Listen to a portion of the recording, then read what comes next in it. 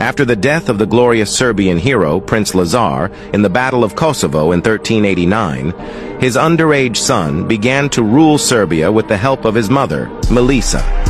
Stefan Lazarević was a successful ruler, a wise diplomat, and a fearless warrior. Although he was forced to temporarily become a vassal to the Ottoman Sultan Bayezid, he patiently and wisely awaited changes in the political situation of the region.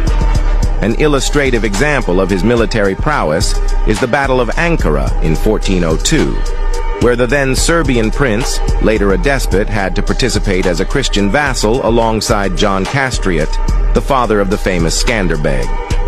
In the secret history of the Mongols, some details about this battle are recorded. Specifically, Serbian knights wore black and heavy armor resistant to arrows. They were so brave in battle that Khan Tamerlane, the ruler of the Mongols, asked his people, "Who are these Christians fighting like lions?"